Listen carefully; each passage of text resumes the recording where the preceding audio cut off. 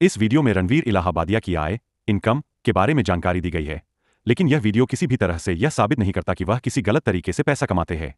हमारी जानकारी के अनुसार उनके सभी आय स्रोत वैध और सही है। इस समय पूरे यूट्यूब पर एक ही नाम छाया हुआ है, रणवीर इलाहाबादिया। कोई लोग कह रहे हैं इनको गिरफ्तार करिए, कोई लोग करिए इनके मुंह काला करिए।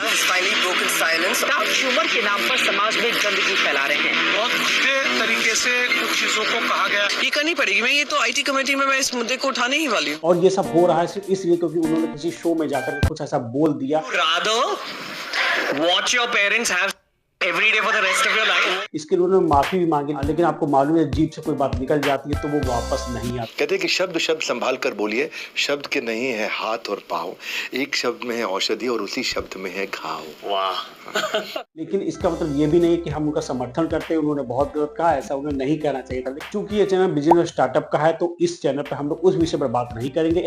हम लोग इस चैनल पर बात करेंगे रणवीर इलाहाबादिया असल में कहां से कितनी कमाई करते हैं। नमस्कार, Bhargav the startup YouTube channel में आपका स्वागत है। अगर आपका बिजनेस स्टार्टअप में इंटरेस्ट है तो वीडियो को लाइक और चैनल को सब्सक्राइब तुरंत कर लें। आपको जानकर आश्चर्य हो जाएगा कि 31 साल का लड़का जो कि कभी एक समय में नशे में धुत रहता था, जी हाँ, रणवीर इलाहाबादिया को एक समय नशे की आदत पड़ गई थी। So anyway, second year for most engineers is actually also where the alcohol, weed and all. और बहुत ज्यादा आदी हो गए थे, लेकिन फिर उन्होंने अपने आप को सुधारा और अपने जीवन में एक सफल व्यक्ति बनकर के दिखाया। अभी हमारे प्रधानमंत्री माननीय नरेंद्र मोदी जी ने उन्हें सम्मानित भी किया था। जो लोग रणवीर इलाहाबादिया को नहीं जानते, मैं आपको बता दूं, 22 साल उन्होंने अपने यूट्यूब कैरियर की शुरुआत। पहले वो जिम और बॉडी बिल्डिंग से संबंधित वीडियो बनाते, फिर जब वो चैनल ग्रो हो गया तब उन्होंने अपना एक और चैनल रणवीर इलाहाबादिया के नाम से बनाया, जिसमें आज की डेट में वो बहुत से लोगों का पॉडकास्ट अपलोड करते हैं। और उनके पॉडकास्ट की हालत ये है कि बड़े बड़े लोग उनके पॉडकास्ट में आने के लिए तरसते हैं। यहाँ तक कि सोर्स लगाए जाते हैं कि रणवीर इलाहाबादिया अपने पॉडकास्ट में हमको बुला ले।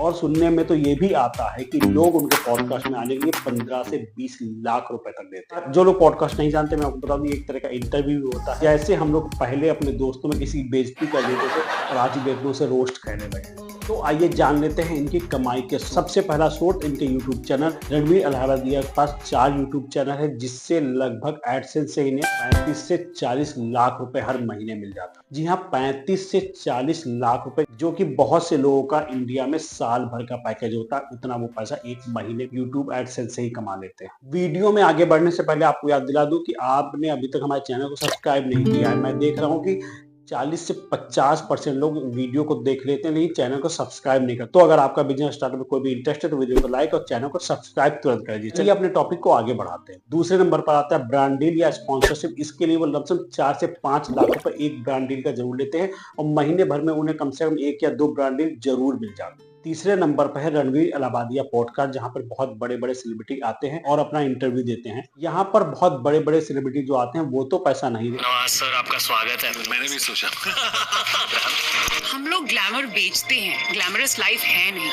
प्रियंका चोपड़ा। लेकिन बहुत से ऐसे लोग जो कि अपने बिजनेस को बढ़ाने के लिए यहाँ पर आते हैं या अपनी पर्सनल ब्रांड बिल्डिंग के लिए आते हैं, वो एक पॉडकास्ट से 15 से 20 लाख तक इन्हें देते हैं। महीने भर में कम से कम एक पॉडकास्ट इस तरह का उन्हें जरूर मिल जाता है। ये एक अंदाजा ही है कि रणवीर इलाहाबादिया इसके बारे में कभी नहीं कहा। ही पॉडकास्ट में आने वाले व्यक्ति बताता है कि मैं यहाँ पर पैसे देकर के आया। नेक्स्ट है इनका मॉन्क इंटरनेशनल। ये एक तरह की कंपनी है जहाँ पर ये बहुत बड़े बड़े सेलिब्रिटी को मैनेज करते हैं, बहुत बड़े बड़े यूट्यूबर को मैनेज करते हैं और उसके लिए वो उनसे एक चार्ज लेते हैं। इसमें वो यूट्यूबर को ब्रांड डील भी दिलाते हैं, यानी कि किसी कंपनी को अपना ऐड किसी यूट्यूबर के थ्रू कराना है तो वो इनसे संपर्क करती है और ये यूट्यूबर से संपर्क करते हैं और बीच में अपना मार्जिन करके यूट्यूबर को स्पॉन्सरशिप दिलवा देते हैं। इसके अलावा इनकी कंपनी डिजिटल मार्केटिंग भी कराती है। अगर आपका कोई प्रोडक्ट है तो आप इनके थ्रू डिजिटल मार्केटिंग भी करा सकते हैं। अब ये इन सर्विसेज के लिए कितना पैसा लेते हैं ये तो अभी कंफर्म नहीं है, लेकिन ये बहुत मोटी कमाई इससे करते हैं और उसके बदले में वैल्यू भी देते हैं। और नेक्स्ट है, इन्होंने अपने पैसे को बहुत से स्टार्टअप में भी इन्वेस्ट करके रखा हुआ है,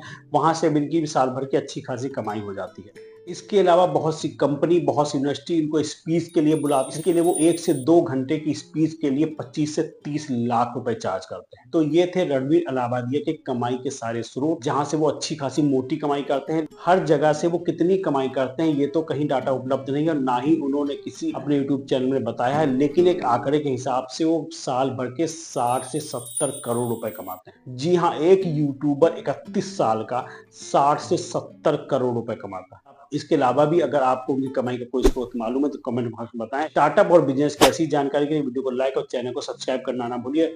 नमस्कार, मिलते हैं नेक्स्ट वीडियो।